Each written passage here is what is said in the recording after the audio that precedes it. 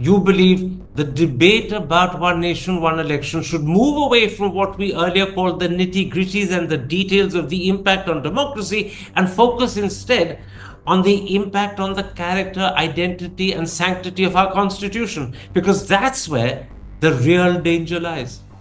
Yeah, we need to find out where does it take us, not just simultaneous elections, because many right thinking, gullible people would still be tempted to believe that what's wrong in simultaneous elections. And I repeat, I am not opposed to simultaneous elections per se, but to simultaneous elections being forced, mandated as a system. One. Second, I am saying that constitutionally providing for that opens the door for the entire rethinking of the constitutional design and its very democratic purpose. And that's where Hindutva could be introduced. Then it comes into the picture.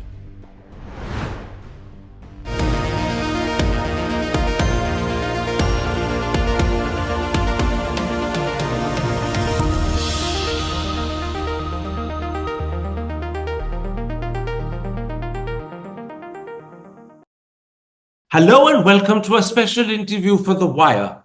Could the constitutional amendments required for one nation, one election damage the character and identity of our 75-year-old constitution? That's the great fear of my guest today. Joining me to explain his thinking is the Chief Editor of Studies in Indian Politics and Co-Director of the Lokniti Program on Comparative Democracy, Suhas Palshikar. Professor Palshikar, in a pretty devastating critique of One Nation, One Election published in the Indian Express on Saturday, you've discussed both its impact on our democracy and separately the impact of the required amendments on our constitution. Let's take up both one by one. First, you say, in whatever form the idea of simultaneous elections is sought to be implemented, it will inevitably signal a death blow to the parliamentary system. Could you explain this point further, please? Sure. Around 2017, this idea was sort of aired by the Prime Minister, and since then it has been in the air. Now the Coven Committee report has come in, and the Cabinet is reportedly recommending that it will go ahead with these changes. But we still don't know what exactly will be the architecture. So whatever we discuss today, in a sense, there is a caveat here that we don't know what the government actually plans to do. We only have the Coven Committee report and the various other supporting articles that are coming in the media by supporters of this idea of simultaneous elections.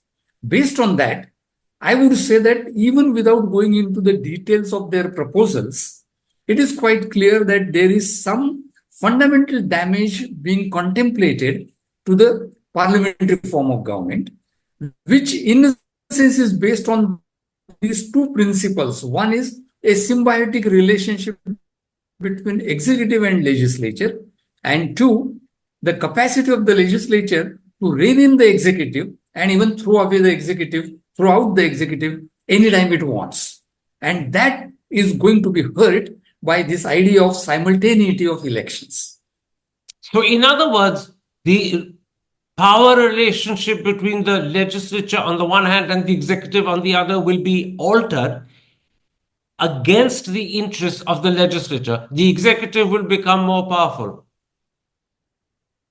Well, the executive might become powerful, but the more important point is the former point you are making, which is that the legislature would be toothless. Because the fundamental point about parliamentary system is that the executive is so accountable to the legislature that the legislature can bring a no confidence motion, not only discuss it, but even pass that motion and thus ensure that the executive is removed. Now, if you imagine that the elections would take place on a given date, then it means that there would be some compromise for sure with this idea of legislature removing the executive. So yes, that is the balance which will be altered. In your opinion, how seriously will this impair our parliamentary system? I mean, now we know that Coven Committee found out an expert who said that India is not a fully parliamentary system in the first place. In my 50 years of study of political science, I have never come across any reference to this point that India is not a fully parliamentary system.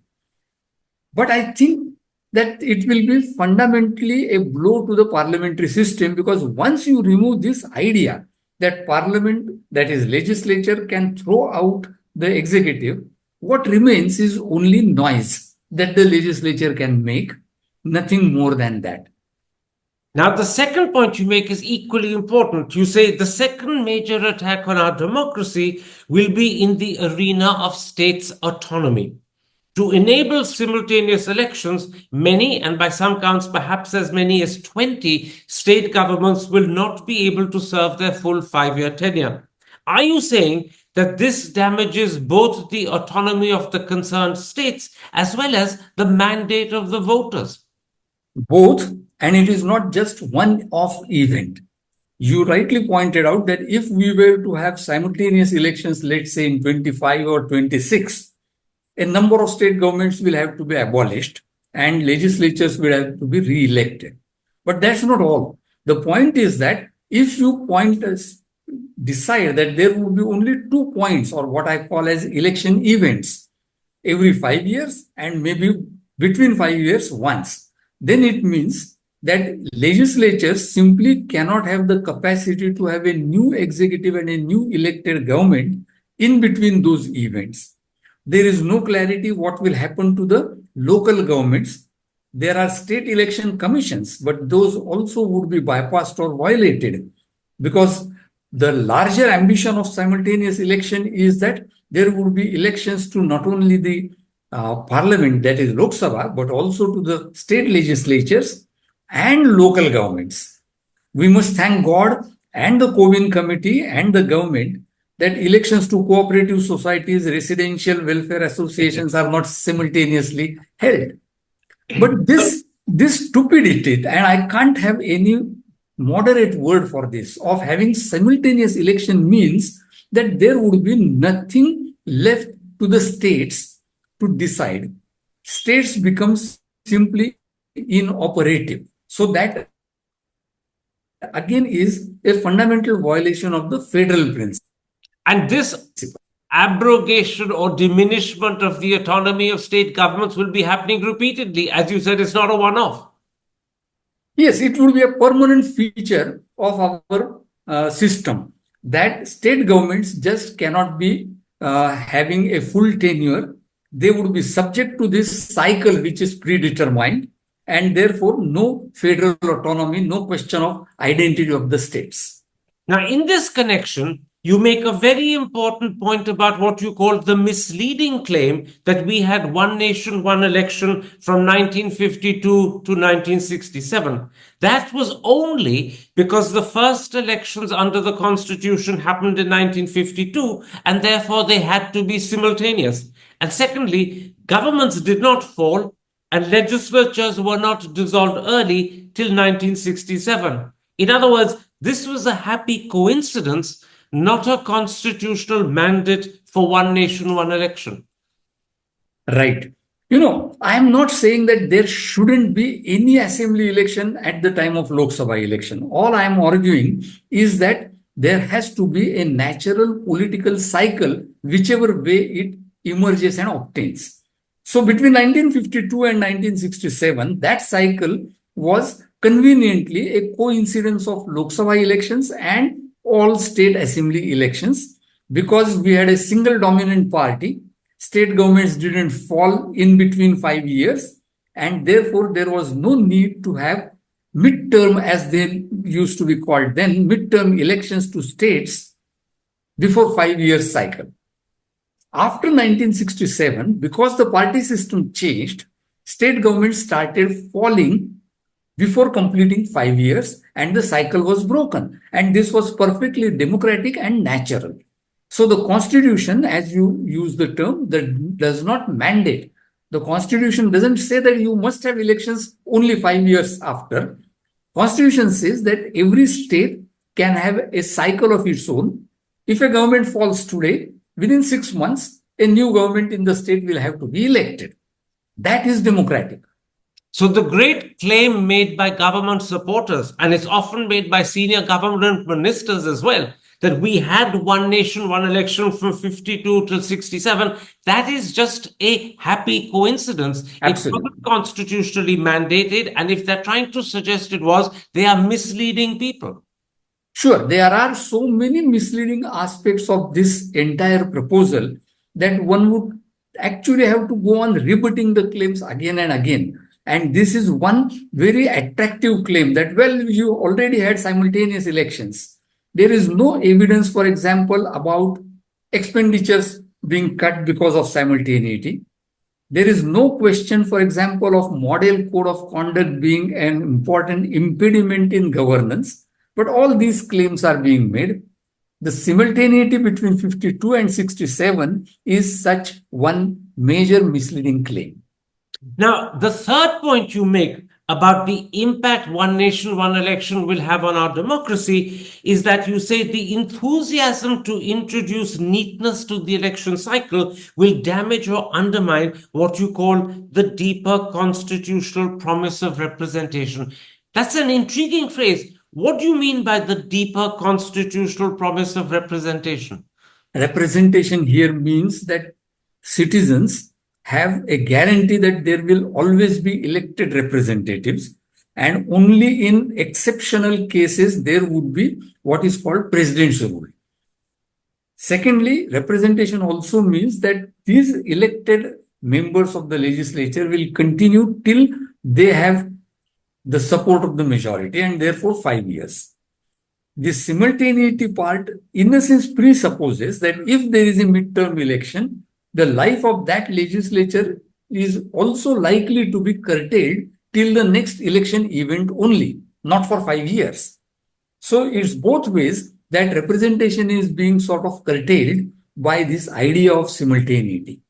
So, what you're saying is that sometimes voters will be voting a government with a 5 year mandate. Sometimes they'll be voting for a government with a 2 or 3 year mandate. In other words, the very nature and quality of that mandate, and therefore the nature and quality of representation, will be affected and impaired. Yes, yes. In a sense, as I had earlier called in an EPW article, this entire proposal, is to designed to distort everything that we have. This is being designed to distort everything that we have. The three things that we have discussed so far, they are being distorted. And this entire proposal is therefore a proposal which is designed to distort parliamentary form, federal form, and the idea of representation. Hi, I'm Karan Thapar. Over the last few years, I hope you've been watching my program, The Interview on the Wire. During that period, I've interviewed doctors, politicians, businessmen, scientists, authors, and even the occasional Nobel laureate. For me, it's been exciting. I hope it's been enjoyable for you. But these, as you know, are tough times, and if this program is going to remain bold, independent, and sometimes even defiant, then I think we need your support. At the end of the day, it's a truism, but editorial independence is best defended by the viewers. So if you would like this program to remain the way it is, forthright, outspoken, and interesting, then would you consider supporting us? All you have to do is to click on the description at the bottom. But more than anything else, I hope you will continue to watch the interview. Your viewership means an awful lot to me.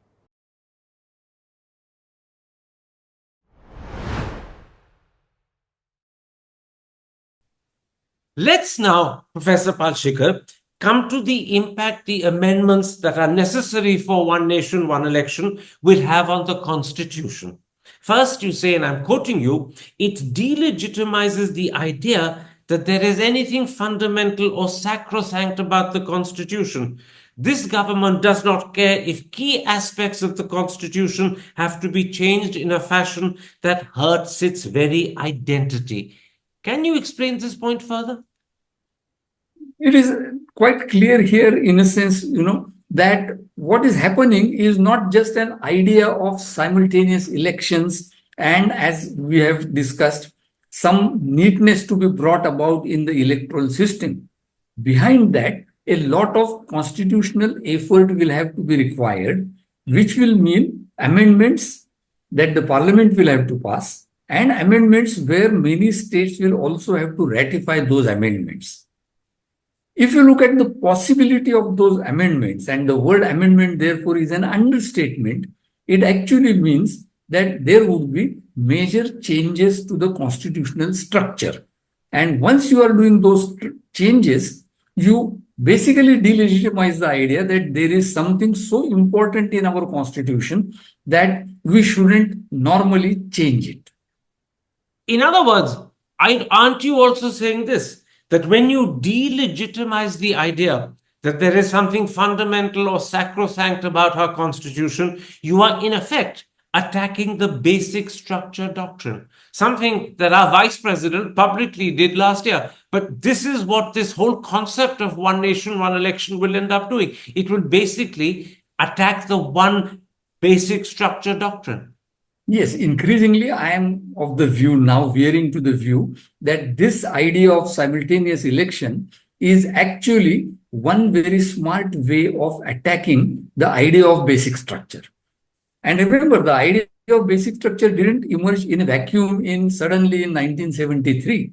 There was a long series of confrontations between the government and the courts between almost 1951 to 1967, through which this question as to whether an amendment means changing everything and anything in the Constitution or an amendment means changing the Constitution as per requirements, but keeping the basic features of the Constitution intact. Since 1973, this wisdom has really become an established idea of what the Constitution means. But more than that, the wisdom means that it is not just elected representatives who are sovereign, because the term discussed in those days was popular sovereignty, but supremacy lies with the Constitution. This constitutional supremacy is being now undermined, and that seems to be the larger question involving these proposals. When you say that you are increasingly coming to the opinion that one intention behind one nation, one election is to in fact undermine the concept of basic structure, do you suspect that this is being done deliberately? I know that the vice president has gone public to say he doesn't believe in the basic structure concept, that he believes it's rubbish. He believes parliament is supreme. It may be the case that there are other people in government, some very important, who haven't gone public, but who hold similar views. Do you think this is being done deliberately to undermine the basic structure concept? This is a larger question. I don't want to impute motives to the government or to the ruling party. But let me say this, that constitutional politics in this country, not just from 1952, but even a little from before that, has always been challenged by what I call as the Golwalkar-Savarkar paradigm. It is this paradigm which never believed in this constitution, which always said that this constitution is a Western document, which always said, and even today on RSS website you would find this, that a golden opportunity was there in 1947 for us to chart our own path according to our own traditions, which then implies that even today, this entire paradigm that I'm talking about is not comfortable with the idea of constitutional democracy. And therefore, whenever such instances happen of tweaking the constitution, of eating into its fundamental principles, one cannot but suspect that there is a larger design, not just the question of neatness of elections. You make a second very important point about the impact of the constitutional amendments necessary for one nation, one election will have on our constitution. You say the process that will be unleashed will be to prioritize neatness, uniformity, and sameness over the constitutional skills to negotiate complexities. Are you saying that India's character as a country is heterogeneous, multifaceted, with many different parts, and one nation, one election imposes a distorting uniformity on this rich variety? Yes, I think the larger point here is not just whether elections should be at the same time or not. That is one important point, of course, in democratic politics, but the larger questions are twofold. One is, can neatness be imposed by designs, or can designs actually negotiate, mediate with your messy politics and create a sensible democratic politics? I would believe that the latter is more democratic, that your designs, your institutional structures are actually mediating agencies that negotiate complexities rather than you impose a neatness on a people and on a society which has so many diverse ambitions, ideas, and structures. The second part of this argument then means that therefore the very question of imposing uniformity or oneness, not even uniformity, oneness.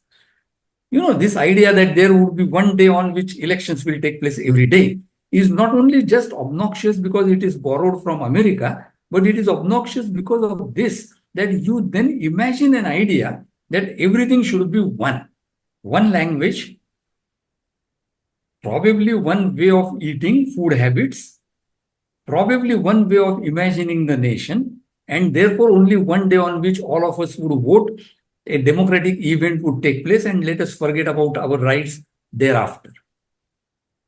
And just as India is not one nation, one religion, one nation, one culture, one nation, one language, nor are we one nation, one election. We are a union of states with a lot of differences within those states, and those differences are our wealth. They make us special, they make us significant.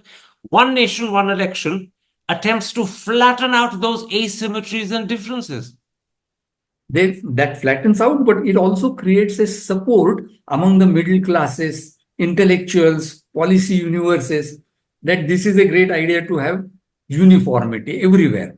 We already have so many controversies emerging out of this oneness, one entrance test, everything one.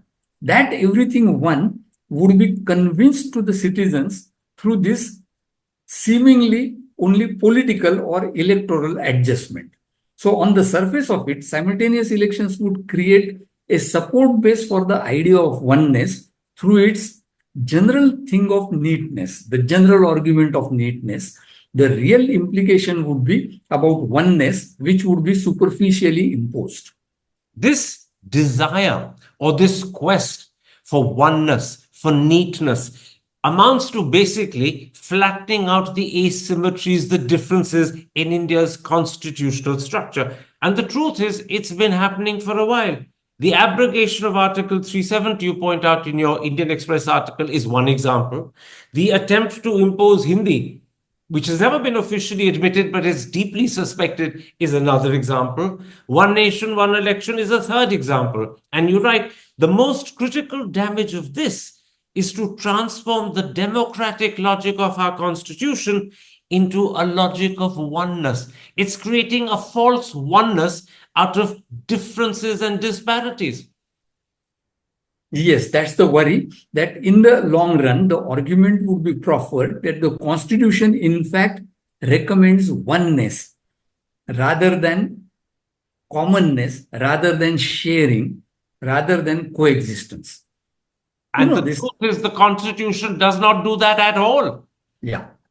That is where I think the larger debate should go. I think the larger debate about simultaneous elections is not just about the nitty-gritty of simultaneous elections, but what they politically mean in the long run. Absolutely. The larger debate is not about the damage to democracy in terms of the parliamentary system or in terms of state autonomy or in terms of representation. All of those are extremely important. There's no doubt about it. But the larger debate is about the impact the amendments to create one nation, one election will have on our constitution, on our structure, and the sort of country we believe we are and we want to be. It's changing the nature and character of our country. Yes, absolutely. And that's why I think an intervention, not just about the details of simultaneous elections, but the larger design behind it, are most required in the public domain. And this larger design could be particularly insidious and worrying. We don't know it, but what we suspect suggests that it has huge implications that are not being admitted and discussed, but which could be very worrying if realized. Yeah, that's why I mentioned the larger paradigm which governs intellectually the current regime. If the current regime is operating in that paradigm, then there is every reason to worry about the larger design. In fact, you make that point in your Indian Express article pretty explicitly. You say that everything that we're discussing leads to the fear that something even deeper could happen. The constitutional changes needed for one nation, one election, as you say, could open the doors to other changes that align the constitution with our culture, whatever that is deemed to be, with our ancient ideas, whatever they are deemed to be, and with aspirations shaped by those ideas, whatever they are interpreted by people to be. In other words, it could open the doors and introduce Hindutva into our constitution. Absolutely. I'm saying this not as an exaggeration, not as an exaggerated fear either, because I have been saying that India has already been being transformed into a Hindu state de facto, Hindutva state de facto. Now the efforts would be to transform it even de jure formally into a Hindutva state, because the vice president's quote that you mentioned earlier, in a sense, believes that today's representatives, if majority of them support a particular intellectual paradigm, then the legislature has the competence to argue that therefore the nation wants to change the fundamental precepts on which the original constitution was made. Quite right. And if those fundamental precepts that change the precepts that are likely to replace, there will be the precepts of Hindutva. Absolutely. And this is why you believe the debate about one nation, one election should move away from what we earlier called the nitty-gritties and the details of the impact on democracy and focus instead on the impact on the character, identity, and sanctity of our constitution, because that's where the real danger lies. Yeah, we need to find out where does it take us, not just simultaneous elections, because many right-thinking, gullible people would still be tempted to believe that what's wrong in simultaneous elections. And I repeat, I am not opposed to simultaneous elections per se, but to simultaneous elections being forced, mandated as a system. One. Second, I am saying that constitutionally providing for that opens the door for the entire rethinking of the constitutional design and its very democratic purpose. And that's where Hindutva could be introduced. Then it comes into the picture. Professor Palshikar, thank you very much for this interview. I think I'm right in saying you've gone further than you did in your Indian Express article. That was a wonderful starting point, but now you've actually opened the eyes of the audience to a danger that simply doesn't lurk. It is a real danger that could actually materialize if we aren't careful, which is why we need to start debating the impact of one nation, one election on our constitution, on its identity, on its character, and therefore on the sort of country we are keen to continue to be. I thank you for this interview. Take care. Thank you. Stay safe. Hi, I'm Karan Thapar.